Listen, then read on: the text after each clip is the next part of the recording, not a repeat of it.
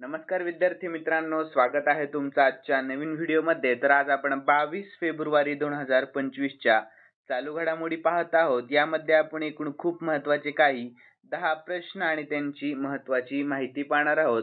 आणि मित्रांनो, तुम्हाला जर या व्हिडिओची PDF हवी असेल तर व्हिडिओच्या डिस्क्रिप्शन बॉक्समध्ये आपल्या टेलिग्राम चॅनलची लिंक आहे, तेथे तुम्हाला सर्व व्हिडिओच्या PDF अगदी फ्रीमध्ये मिळतील। तर मित्रांनो, थोडाही वेळ वाया न घालवता आपण या व्हिडिओला सुरुवात करूयात। तर या अगोदर आपण कालच्या चालू घडामोडी पाहून घेऊयात। तर कालचा पहिला प्रश्न होता, नुकत्याच जाहीर झालेल्या क्लायमेट रिस्क इंडेक्स 2025 मध्ये भारताला कोणते स्थान देण्यात आलेले आहे? तर 6वे स्थान आहे। पुढील प्रश्न, 19 फेब्रुवारी 2025 रोजी कोणत्या योजनेने एक दशक पूर्ण केले आहे? तर मृदा आरोग्य कार्ड योजनेने। यानंतर भारतातील कोणत्या राज्यामध्ये देशातील पहिले समर्पित ग्लोबल कॅपेबिलिटी सेंटर म्हणजे GCC धोरण 2025 सादर करण्यात आले आहे? तर मध्य प्रदेश या। यानंतर कालचा पुढील प्रश्न, तर नुकतीच 10वी आंतरराष्ट्रीय महिला परिषद कोठे झाली? तर बेंगळुरू मध्ये झालेली आहे। यानंतर कोणत्या राज्यात निकोटीन आणि तंबाखूयुक्त गुटखा आणि पान मसाला उत्पादनावर पूर्णपणे बंदी आहे? तर झारखंड या। यानंतर कोणत्या देशाने चायनीज AI ॲप्लिकेशन डीपसीकची स्थानिक सेवा तात्पुरती निलंबित केली आहे? तर दक्षिण कोरिया। यानंतर खालीलपैकी कोणाची भारताच्या चार्टर्ड अकाउंटचे 73वे अध्यक्ष म्हणून नुकतीच नियुक्ती करण्यात आलेली आहे? तर चरणज्योत सिंग नंदा यांची। लक्षात ठेवा, खूप महत्त्वाचा प्रश्न आहे मित्रांनो। यानंतर खालीलपैकी कोणत्या शहरात ताज महोत्सवाचे आयोजन करण्यात आले? तर आग्रा या शहरामध्ये। पुढील प्रश्न होता कालचा, तर अलीकडेच 18 फेब्रुवारी 2025 रोजी पंतप्रधान पीक विमा योजनेला किती वर्ष पूर्ण झालेली आहे? तर 9 वर्ष। यानंतर कालचा शेवटचा प्रश्न होता, केंद्रीय मंत्री सर्बानंद सोनोवाल यांनी कोणत्या नदीवर इनलँड वॉटर वेज टर्मिनलचे उद्घाटन केलेले आहे? तर ब्रह्मपुत्रा या। ठीक आहे, लक्षात ठेवा। यानंतर विद्यार्थी मित्रांनो, आपण आजच्या चालू घडामोडी पाहून घेऊयात। आणि आजचा पहिला प्रश्न असणार आहे, कोणत्या शहराने ट्रान्सजेंडर्सची पहिली अखिल भारतीय परिषद आयोजित केलेली आहे? तर याचे योग्य उत्तर ऑप्शन ए अजमेर या। कोणत्या? तर अजमेर। तर याविषयी महत्त्वाची माहिती पाहूयात। तर फेब्रुवारी 2025 मध्ये राजस्थानच्या अजमेर शहरात ट्रान्सजेंडरची पहिली अखिल भारतीय परिषद आयोजित करण्यात आलेली आहे। तर ही 10 दिवसीय परिषद अनिताबाईंच्या स्मरणार्थ आयोजित करण्यात आलेली होती। तर महत्त्वाची टीप देखील पाहूयात। तर अनिताबाई या अजमेरच्या ट्रान्सजेंडर समुदायाच्या नेत्या सलोनी नायक यांच्या गुरु होत्या। यानंतर राजस्थान विषयी शॉर्टमध्ये महत्त्वाची माहिती, राजधानी आहे जयपूर, सध्याचे मुख्यमंत्री भजनलाल शर्मा आणि राज्यपाल आहेत सध्याचे हरिभाऊ बागडे। यानंतर आपण राष्ट्रीय उद्याने देखील पाहून घेऊया। तर मुकुंद्रा हिल्स राष्ट्रीय उद्यान, वाळवंट राष्ट्रीय उद्यान, केवलदेव घाना पक्षी अभयारण्य आणि रणथंबोर राष्ट्रीय उद्यान, यानंतर सरिस्का राष्ट्रीय उद्यान। ठीक आहे, लक्षात ठेवा। यानंतर पुढील प्रश्न, तर ब्रिटिश ब्रॉडकास्टिंग कॉर्पोरेशन द्वारे 2024 सालची भारतीय sports woman of the year म्हणून नुकतीच कोणाची निवड करण्यात आलेली आहे? तर याचे योग्य उत्तर आहे ऑप्शन ए मनू भाकर यांची। कोणाची? मनू भाकर यांची। तर यानंतर आपण याविषयी महत्त्वाची माहिती पाहून घेऊया। तर 2 वेळा ऑलिम्पिक पदक विजेती नेमबाज मनू भाकर हिला युनायटेड किंगडमच्या ब्रिटिश ब्रॉडकास्टिंग कॉर्पोरेशन द्वारे 2024 भारतीय sports woman of the year म्हणून घोषित केलेले आहे। यानंतर पुढील प्रश्न पाहूया। तर जॅव्हलिन अँटी टँक गाइडेड मिसाईल कोणत्या देशाने नुकतीच विकसित केले आहे? तर याचे योग्य उत्तर ऑप्शन ए अमेरिका या देशाने। कोणत्या? तर अमेरिका। तर याविषयी महत्त्वाची माहिती पाहूयात।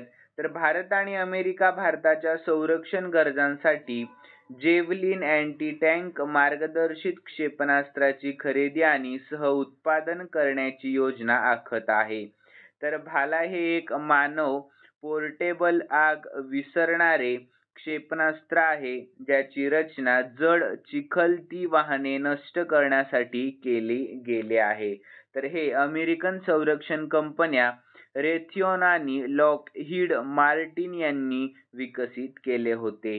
यानंतर अमेरिकाविषयी शॉर्टमध्ये महत्त्वाची माहिती पाहूयात. तर राजधानी आहे वॉशिंग्टन DC, चलन आहे अमेरिकन डॉलर आणि सध्याचे राष्ट्राध्यक्ष आहेत डोनाल्ड ट्रम्प. यानंतर पुढील प्रश्न, तर विधानसभेत भाषांतर प्रणाली लागू करणारे भारतातील नुकतेच पहिले राज्य कोणते ठरले आहे? तर याचे योग्य उत्तर आहे ऑप्शन ए उत्तर प्रदेश हे राज्य. कोणते? तर उत्तर प्रदेश. तर याविषयी आपण महत्त्वाची माहिती देखील पाहूयात. तर उत्तर प्रदेश विधानसभा ही अनुवादकासह सुसज्ज असलेली देशातील पहिली विधानसभा ठरली आहे. तर उत्तर प्रदेश विषयी शॉर्टमध्ये महत्त्वाची माहिती. राजधानी आहे लखनौ, सध्याचे मुख्यमंत्री योगी आदित्यनाथ आणि राज्यपाल सध्याचे आनंदीबेन पटेल आणि राष्ट्रीय उद्यान दुधवा, पिलीभीत, राणीपूर वन्यजीव अभयारण्य आणि राज्य प्राणी आहे बारासिंगा, राज्य पक्षी आहे सारस आणि लोकसभेच्या एकूण जागा 80 आहेत आणि राज्यसभेच्या एकूण 31 जागा आहेत. ठीक आहे, लक्षात ठेवा. यानंतर पुढील प्रश्न मित्रांनो, लक्ष द्या प्रश्नाकडे. महत्त्वाचा प्रश्न आहे. तर 19 फेब्रुवारी 2025 रोजी छत्रपती शिवाजी महाराज यांची कोणती जयंती साजरा करण्यात आलेली आहे? तर याचे योग्य उत्तर आहे ऑप्शन ए 395वी जयंती. कितवी? तर 395वी. तर याविषयी आपण महत्त्वाची माहिती पाहूयात. तर छत्रपती शिवाजी महाराज जयंती म्हणजेच शिवजयंती म्हणूनही ओळखली जाते. तर दरवर्षी 19 फेब्रुवारी रोजी साजरी केली जात असते. तर मराठा साम्राज्याचे संस्थापक छत्रपती शिवाजी महाराज यांची जयंती आहे जी संपूर्ण महाराष्ट्रामध्ये साजरी केली जाते. तर 2025 मध्ये भारत महान मराठा शासकाची 395वी जयंती साजरी केली आहे. तर महत्त्वाची टीप पाहूयात आपण. तर हा सण साजरा करणे सर्वप्रथम मराठा शासक महात्मा फुले यांनी 1870 मध्ये पुण्यामध्ये सुरू केलेला आहे. ठीक आहे, लक्षात ठेवा.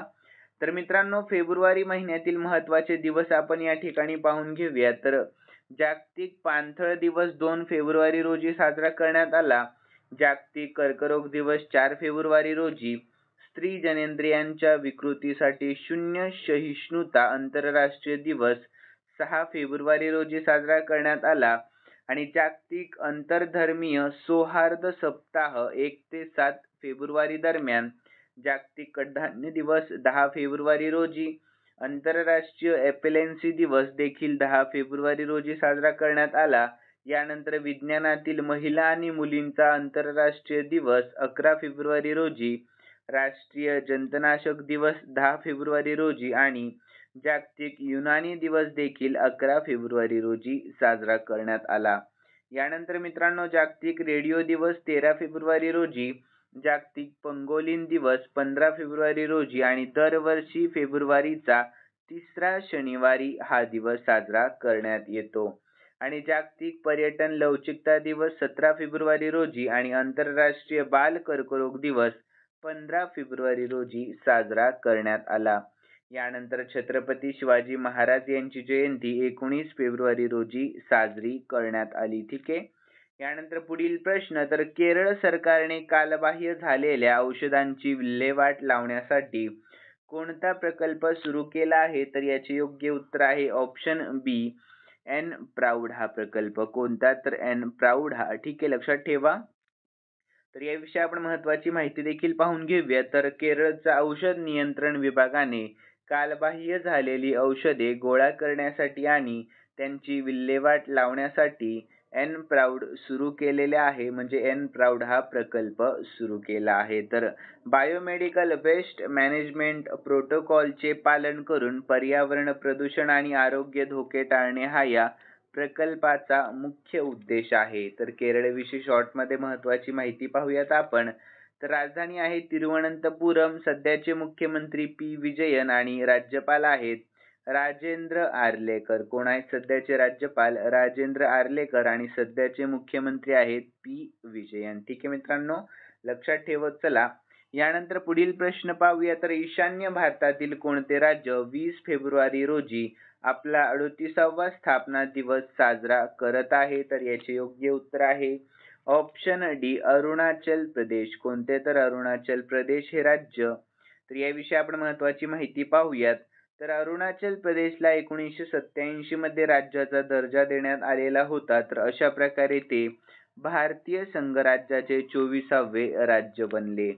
यानंतर राज्याच्या आंतरराष्ट्रीय सीमा भूतान, म्यानमार आणि चीनशी जोडलेल्या आहेत. तर अरुणाचल प्रदेश विषयी शॉर्टमध्ये महत्त्वाची माहिती पाहून घेऊयात आपण. तर अरुणाचल प्रदेशची राजधानी आहे इटानगर. सध्याचे मुख्यमंत्री पेमा खांडू आणि सध्याचे राज्यपाल आहेत मित्रांनो कैवल्य त्रिविक्रम परनाईक. कोण आहेत सध्याचे राज्यपाल? कैवल्य त्रिविक्रम परनाईक. ठीक आहे, लक्षात ठेवत चला. यानंतर पुढील प्रश्न आहे मित्रांनो, तर ग्रॉक 3 चॅटबॉट कोणत्या कंपनीने लॉन्च केलेला आहे, ज्याला जगातील सर्वात स्मार्ट AI असे म्हटले जात आहे? तर याचे योग्य उत्तर आहे ऑप्शन बी XAI या. कोणत्या? तर XAI या. तर याविषयी आपण महत्त्वाची माहिती पाहूयात.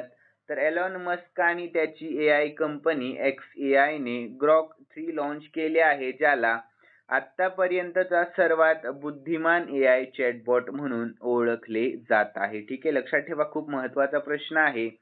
यानंतर पुढील प्रश्न पाहूया. तर टाटा सन्सचे चेअरमन एन चंद्रशेखर यांना कोणत्या देशाचा मानद नाईटहुड देण्यात आलेला आहे? तर याचे योग्य उत्तर आहे ऑप्शन डी UK या. कोणत्या? तर UK या. तर याविषयी महत्त्वाची माहिती पाहूयात आपण. तर फेब्रुवारी 2025 मध्ये टाटा सन्स प्रायव्हेट लिमिटेडचे अध्यक्ष नटराजन चंद्रशेखरन यांना किंग्स चार्ल्स II ने UK भारत व्यापार संबंधांसाठी केलेल्या सेवांसाठी सन्मानित करण्यात आलेले आहे. तर त्यांना त्यांच्या कारकिर्दीमध्ये युनायटेड किंगडम म्हणजे UKच्या Knight Commander of the Most Excellent Order of the British Empire म्हणजेच KBE ही पदवी देण्यात आलेली आहे. लक्षात ठेवा. यानंतर मित्रांनो 10वा आणि शेवटचा प्रश्न पाहत आहोत आपण. तर प्रश्नाकडे लक्ष द्या, महत्त्वाचा प्रश्न आहे. तर गुगलने आपला सर्वात मोठा कॅम्पस कोणत्या भारतीय शहरामध्ये सुरू केलेला आहे? तर याचे योग्य उत्तर आहे ऑप्शन बी बँगलोर या. कोणत्या? तर बँगलोर. तर याविषयी आपण महत्त्वाची माहिती पाहूया शॉर्टमध्ये.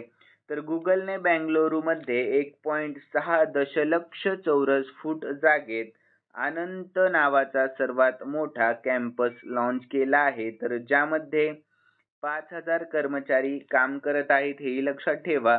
तर गुगल विषयी शॉर्टमध्ये महत्त्वाची माहिती. तर सध्याचे CEO आहेत सुंदर पिचाई आणि संस्थापक आहेत सध्याचे लॅरी पेज आणि स्थापना 4 सप्टेंबर 1998 मध्ये झाली आणि मुख्यालय कॅलिफोर्निया USA मध्ये मुख्यालय आहे. ठीक आहे मित्रांनो, लक्षात ठेवा.